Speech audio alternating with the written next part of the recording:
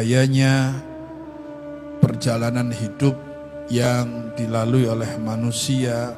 Apapun yang terjadi selama hidup, penentuannya adalah akhirnya. Penentuan manusia sukses atau gagal akhir. Usianya ditutup baik, maka dia baik, husnul khotimah, kedepannya baik. Jika usianya ditutup buruk, maka berarti penutupannya buruk, maka kedepannya kadang-kadang semakin buruk. Na'udzubillah min. Makanya husnul khotimah ini harus kita minta terus kepada Allah. Minta kepada Allah, jangan bosan untuk diberi atau ditutup akhir umurnya dalam keadaan husnul khotimah. Sehingga Nabi perintahkan kita untuk minta husnul khotimah. Dan Nabi mengatakan setan itu paling benci jika ada orang minta sama Allah husnul khotimah. Benci banget. Kan setan akan menaburkan pasir ke wajahnya sebagai bentuk kekecewaan kepada orang-orang yang setiap saat minta husnul khotimah kepada Allah Subhanahu wa taala. Sebab saat naza', saat sakaratul maut, saat seseorang akan menghadapi kematian, saat roh mulai proses dicabut oleh malaikat Israel, dan kita akan mengalami itu. Kapan waktunya? Allahu alam. Yang jelas proses pencabutan roh itu adalah proses perjuangan antara kebaikan dan keburukan. Proses yang sangat mengerikan, menakutkan, karena saat itu, detik-detik itu, iblis dan setan-setannya ini berusaha mempengaruhi orang yang dalam keadaan sakaratul maut biar meninggalnya su'ul khotimah. Diganggu luar biasa. Kalau waktu masih sehat diganggu iblis saja kalah terus, bagaimana kalau sudah sakit dalam keadaan sakarat diganggu iblis dengan tim yang lebih kuat dan tim yang lebih ahli dalam mengganggu manusia. Satu timnya iblis yang spesial untuk ganggu manusia supaya tergelincir su'ul khotimah diturunkan sama iblis untuk mengganggu sekuat mungkin manusia supaya meninggalnya su'ul khotimah. Na'udzubillah min. Seperti Imam Ahmad bin Hanbal.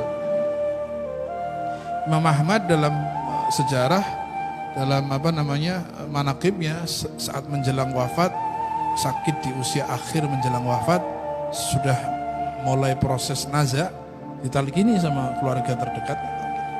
La ilaha illallah. Ya, karena berharap akhir ucapannya adalah la ilaha illallah Muhammadur Rasulullah.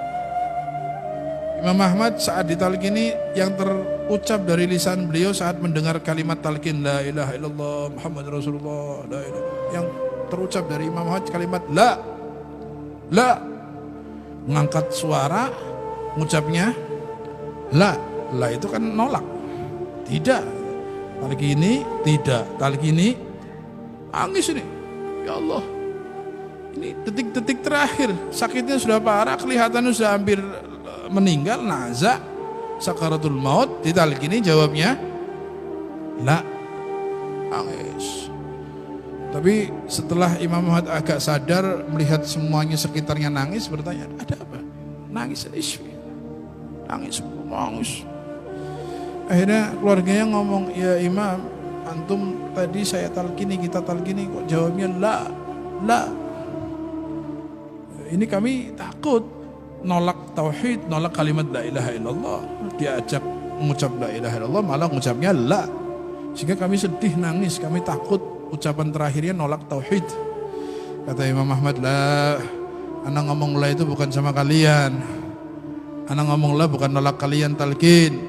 Anak tadi sedang diganggu oleh setan iblis menyerupai orang yang paling aku cintai, guru-guru kita, orang-orang soleh yang aku kenal, mengatakan, Ahmad, gak usah khawatir, bentar lagi maut menjemput kamu, tapi aman.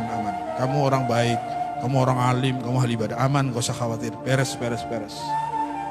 Ini kalau kita yang digitukan seneng gak ya? Kalau kita digitukan mau meninggal, ada orang nyerupai orang yang kita kenal, mbah kita, guru kita, aman, wis kalem bae, beres. Gak usah khawatir, gak usah takut. Kamu orang alim, kamu banyak ibadahnya. Ini kalau kita langsung farhan, kibir, ujub, meninggal dalam keadaan kibir, khalas. Man mata wa qalbuhu mithqala dzarratin minal kibir la yadkhulul jannah, kata Nabi. Barang siapa yang meninggal sementara hatinya ada satu butir sifat sombong di bawah mati, tidak masuk surga. Kalau yang nyerupai adalah guru kita misalnya, umpama, bisa saja. Kalau Rasulullah nggak mungkin, tapi kalau orang siapa saja bisa. Nyerupai orang yang kita kenal, nyerupai ulama misalnya, tiba-tiba ngomong serah khawatir, orang sahabat di kalem, wis aman. Kalau sudah ngomong aman ini tipuan, jebakan supaya hatinya nggak butuh rahmat Allah, seakan-akan dengan ilmunya, dengan ibadahnya aman sudah. Masya Allah. Akhirnya Imam Ahmad tahu ini kalimat menjebak ini. Kalimat yang ingin supaya Imam Ahmad meninggal dalam keadaan sombong dengan ilmunya dan ibadahnya, sehingga menjawab la. Saya mengatakan la kepada iblis yang jebak saya supaya saya meninggal dalam keadaan merasa bangga dengan ilmunya, bangga dengan ibadahnya. Saya jawab la, nggak mau saya, tidak, tetap saya butuh rahmat Allah. Kalau Imam Ahmad tahu, ulama, alim, ada cahaya nur yang kuat yang bisa bedakan mana ya kalimat hak, mana kalimat batil. Lah kalau kita alim dutu, ahli ibadah dutu, kayak apa? Makanya kalau nggak minta sama Allah supaya dijaga husnul khotimah bahaya. Minta sama Allah. Mudah-mudahan Allah tutup usia kita husnul khotimah. Jangan sampai tertipu oleh iblis, tertipu oleh setan, sehingga tetap dijaga iman Islam kita, dihalangi dari gangguan iblis, tetap meninggalnya dalam keadaan husnul khotimah. Amin. Allahumma amin ya rabbal